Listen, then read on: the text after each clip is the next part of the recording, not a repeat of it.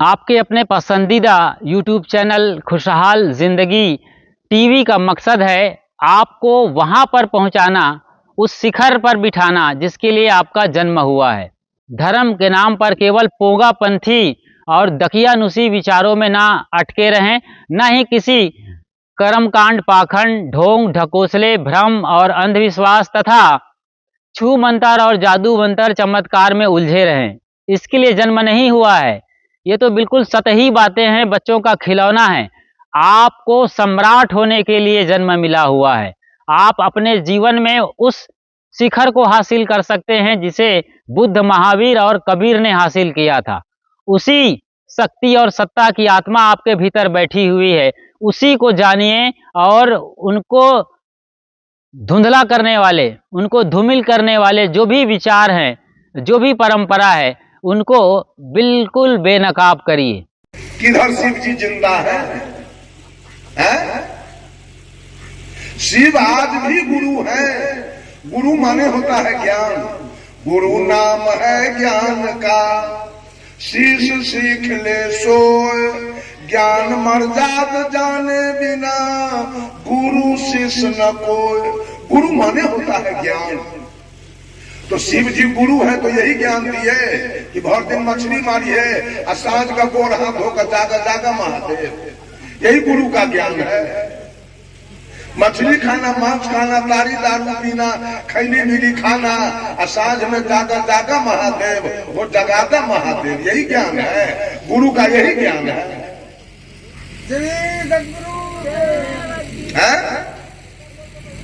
गुरु का काम है बुरे कर्मों से हटाना, शिष्य को अच्छा मार्ग बताना। कि गुरु का काम है गलत मार्ग बताना। अपने भी बदनाम होते हैं, शिष्य को भी बदनाम करते हैं।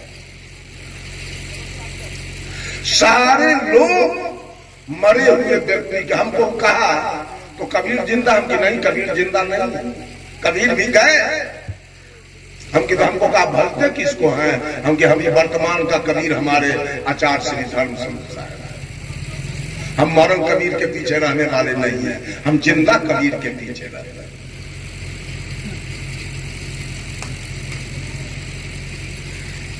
बंधु, झूठ उस बात कोई कल्याण होने वाला नहीं है।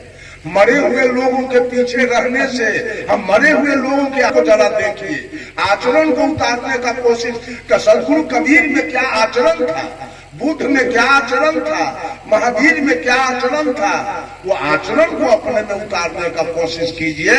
और कोई मरे हुए व्यक्ति का पूजा कीजिएगा, अगरबत्ती दिखाइएगा और जल चढ़ाइएगा, उससे कुछ मिलने उलने वाला बात होगा नहीं।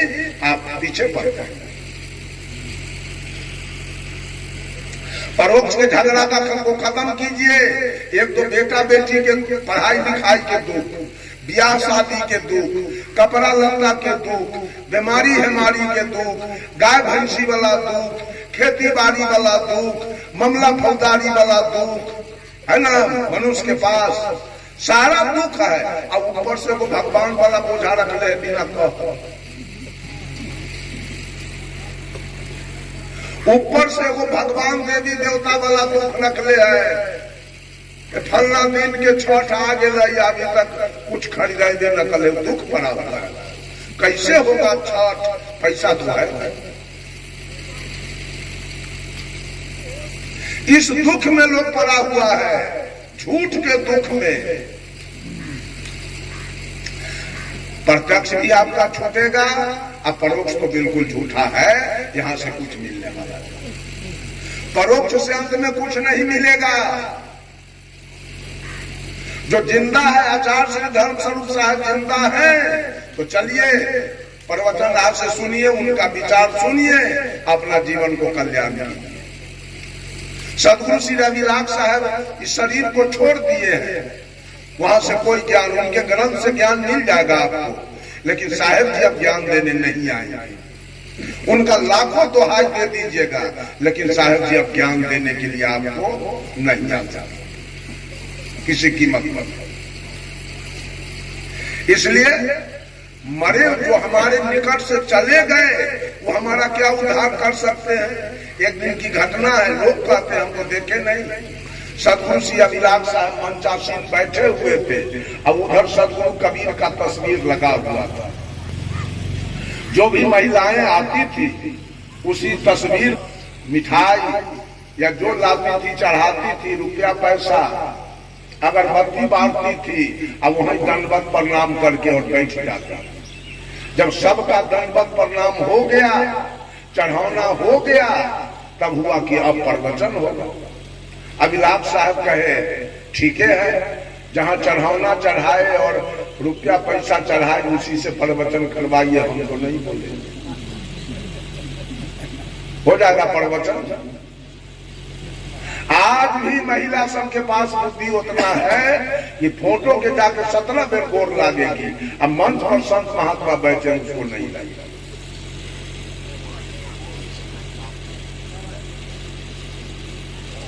ये परोक्ष के पीछे सारा दुनिया मरने के लिए तैयार है, अन्यथा प्रत्यक्ष के पीछे मरने के लिए तैयार है। और तीसरा हमारा पॉइंट है अपरोक्ष। अपरोक्ष का अर्थ होता है जो है और वो दिखाई नहीं दे रहा। प्रत्यक्ष है, परोक्ष नहीं है, और अपरोक्ष है लेकिन दिखाई नहीं दे रहा। घट घट में वो परमात्मा की सत्ता अपरोक्ष रूप से बैठा हुआ है। हर घट में अगर परमात्मा न रहे तो ये कान सुनेगा, नाक सुनेगा, आंख देखेगा, मुंह बोलेगा। बेटा मर गया तो मां चिल्ला रही है, कहती है रे बाबू तनका बोलो न रे बाबू। अब बोलेगा, परमात्मा तो निकल गया है, अब कौन बोलेगा। परमात्मा की सत्ता घट में है तो आंखें देख रही है, कान सुन रहा है, नाक सुगंध दुर्गंध ले रहा है, मुंह बोल रहा है, खा रहा है, त्वचा स्पर्श कर रहा है। परमात्मा निकल गया, आंख का क्रिया बंद होगा, कान का क्रिया बंद होगा, नाक का क्रिया बंद होगा, मुंह का क्रिया बंद होगा, त्वचा का क्रिया बंद हो जाएगा। ये शरीर नाश हो जाएगा और ये स्मशान में जाके जल के लाएगा। लाइन है तो माइक काम कर रहा है, आटा चक्की चल रही है, धान कुटा रहा है, चिवड़ा कुटा रहा है, तेल पेरा रहा है। लाइन कट गया तो सब बंद हो जाएगा। उसी प्रकार से आत्मा की सत्ता इस काया में है तो सारे क्रिया चल रहे हैं, आत्मा निकल गया सारी क्रिया बंद हो जाएगा। बंधुओं, इसी आत्मा पर ही संसार पूरा विश्व, इसी सत आत्मा पर पूरा विश्व चक्कर काट रहा है। सत्ता इसकी यही है, अगर सत न रहे पूरे विश्व की जनसंख्या हिंदू मुसलमान सिख ईसाई पारसी यहूदी मिला के लगभग 7.5 या 8 अरब इसकी जनसंख्या है। 8 अरब के अंदर से ये आत्मा काया से निकल जाए तो दुनिया में क्या सब होगा, भगवान सब क्या करेंगे। 8 अरब के अंदर से ये आत्मा निकल जाए तो अल्लाह क्या करेंगे, यहाँ बकरी चढ़ाएंगे। अब भगवान क्या करेंगे, कौन कौन काम होगा यहाँ। रेलगाड़ी चलेगी, बस चलेगा, कोर्ट में न्याय होगा, स्कूल में पढ़ाई होगी, हॉस्पिटल में इलाज होगा। कौन कौन काम परमात्मा करेंगे जब आत्मा निकल जाए तब। बंधुओं, इसी आत्मा पर, यही आत्मा श्रीमती इंदिरा गांधी के काया से निकल गया, शरीर जल के शांति बन चला। यही आत्मा पंडित जवाहरलाल नेहरू के काया से निकल गया, जगजीवन बाबू के काया से निकल गया, चौधरी चरण सिंह, मोरारजी देसाई, लाल बहादुर शास्त्री, सबके अंदर से आत्मा केवल निकल गया, शरीर जल के लाया गया। इसी आत्मा की वकालत हमारे सदगुरु कबीर करते हैं। इस आत्मा की वकालत कबीर करते हैं, इससे बड़ा दुनिया में कुछ नहीं है। आत्मा है तो माँ है, आत्मा निकल गया तो माँ को जला के रखना। आत्मा है तो गुरु जी है, आत्मा है तो पिताजी है, आत्मा है तो पति है। आत्मा निकल गया तो मांग धो लेगी, चूड़ी फोड़ लेगी। अब पति तो है ही है। माइक ठीक करो माइक। पति कौन होता है? पति आत्मा होता है कि शरीर? अब पत्नी कौन होती है? कौन होगा? पति कौन होता है? विवाह किसका होता है? शरीर के की बोले वाला के? आत्मा के? मरबा पर विवाह किसका होता है? शरीर के ना, आत्मा के विवाह नहीं होता, शरीर के। लोग कहता है विवाह तो होता, लेकिन लड़की कार्य है, विवाह नहीं होता। तो करियक्की में आत्मा ना है कि? आत्मा तो वहां भी है, लेकिन रंग के काला है, इसलिए लोग नहीं गच रहे हैं। इसका विवाह से हम न करेंगे।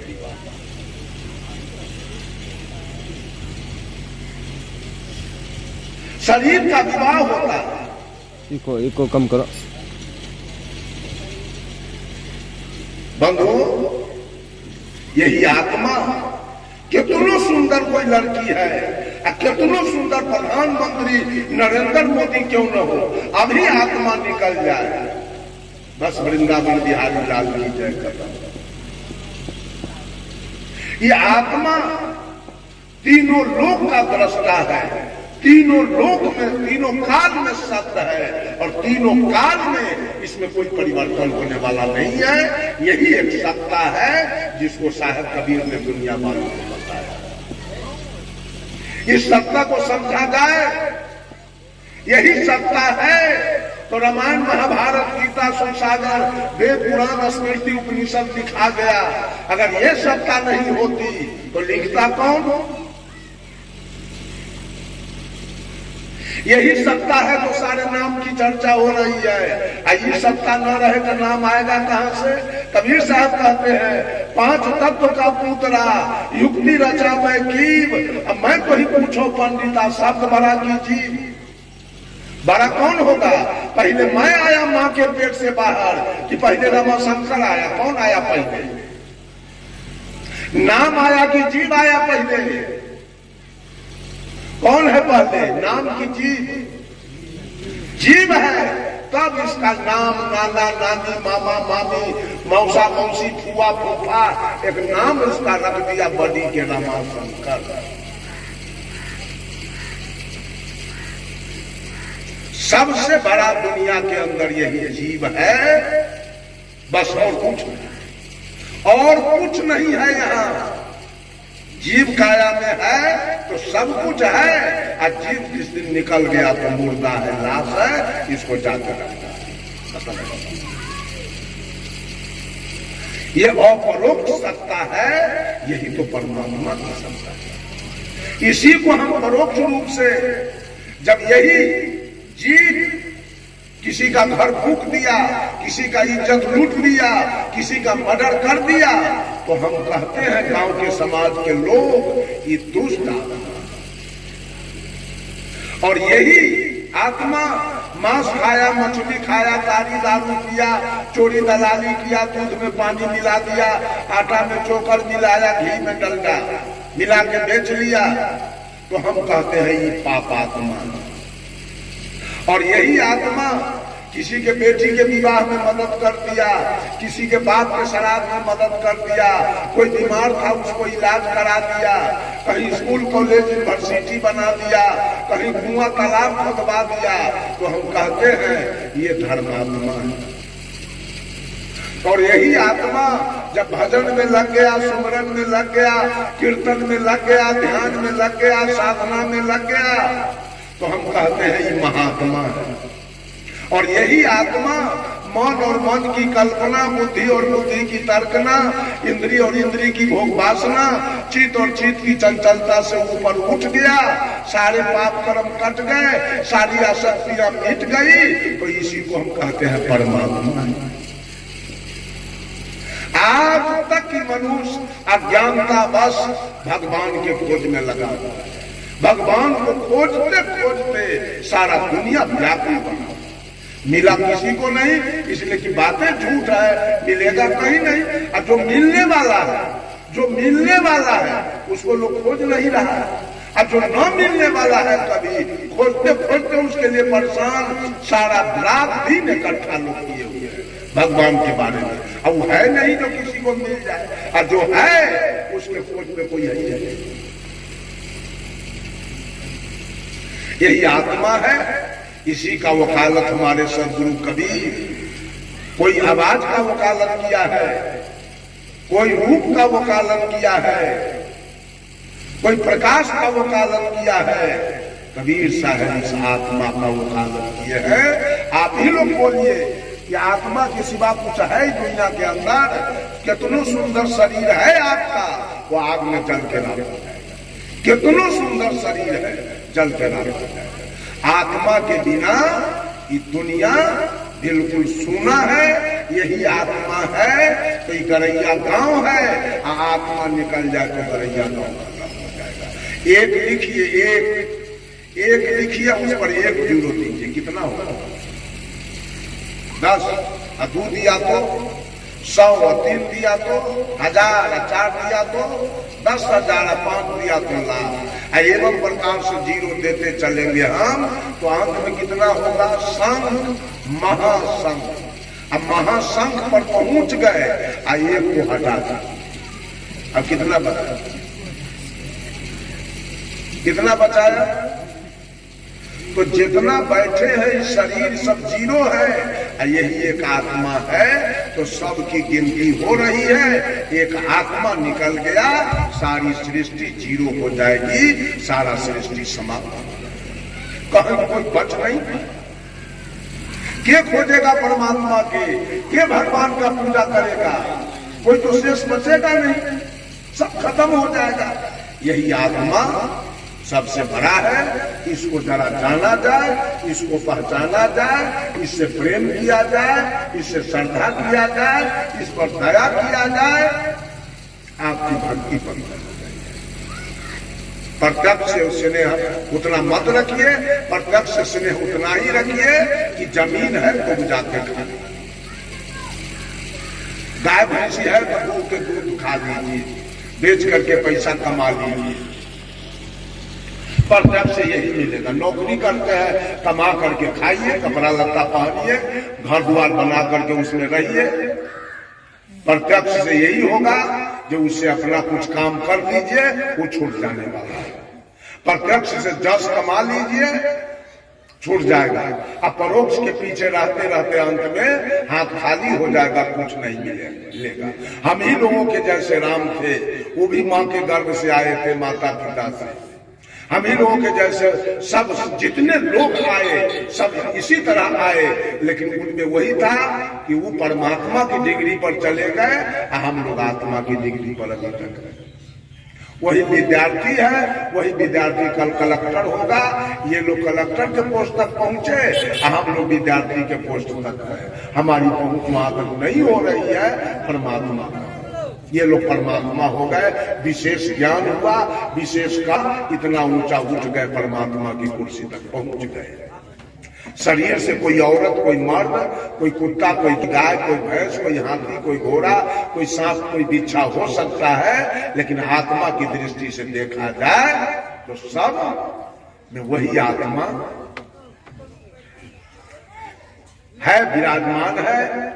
अब मैं थोड़ी सी चर्चा इन 3 विषय पर किया, प्रत्यक्ष, परोक्ष और अपरोक्ष। प्रत्यक्ष छूट जाएगा, परोक्ष मिलेगा नहीं, और अपरोक्ष आपका एकदम बिल्कुल नजर के सामने। प्रत्यक्ष छूट जाएगा, अपरोक्ष कभी मिलेगा नहीं, अप्रत्यक्ष अपरोक्ष आपके सामने है। सारे बैठे हुए हैं, इधर देवी इधर देवता, इनके पीछे रहिए, इनसे कुछ ज्ञान लीजिए, इनकी सेवा कीजिए, इन पर दया रखिए, इन पर सब कुछ कीजिए, आपका कल्याण हो जाएगा। जस कहाँ आपका काम करेगा? मरलावा के 100 रुपया चढ़ा दीजिएगा तो 10 कोई देगा, लेकिन जिंदा के 100 रुपया दे दीजिएगा कोई काम में, तो आपका जस काम हो जाएगा वहां जाकर। थोड़ी सी चर्चा मैंने किया प्रत्यक्ष, परोक्ष और परोक्ष पर। अब मैं अपने वाणी पर विराम लेता हूं और हमारे सामने कबीर आश्रम गोरबा से परम पूज्य हीरामन साहब। बहुत सुंदर, आपने हमारा पूरा साथ निभाया और आखिर तक इस वीडियो में आपने देखा और समझा तो ये जाना है कि किस तरीके से आपको लोग धर्म के नाम पर बरगला रहे हैं और भटका रहे हैं। सभी मत, मजहब और परंपरा के जो अगुआ लोग हैं, जैसे हिंदू धर्म में पंडित और पुरोहित, मुस्लिम बिरादरी में मुल्ला और मौलवी तथा ईसाई मिशनरी में उनके अपने पंडित हैं, पोप और पादरी, ये सब भटकाने वाले हैं। इनको सत्य से कोई मतलब नहीं है, ये आपको सांत्वना देते हैं बस, और सांत्वना के बदले बड़ी मोटी रकम से अपनी जेब भरते हैं, अपनी ज़िंदगी चलाते हैं, घर परिवार पालते हैं और स्विस बैंक में अपना सारा पैसा जमा करते हैं। तो आप सोचिए जरा, कहाँ आप अपना पैसा फेंक रहे हैं, गलत जगहों पर। आप इससे बेहतर होगा कि किसी गरीब को खिलाइए, किसी दिन दुखियारा की खुद जाकर मदद करिए और मानवता को जगाने वाले मिशन में काम करिए, तब जाकर के आपका इस तरीके से जीना और धर्म करना सार्थक होगा। खुशहाल जिंदगी यूट्यूब चैनल पर आप बिल्कुल नए हैं तो फौरन सब्सक्राइब कर लीजिए। यह एक निःशुल्क प्रक्रिया है।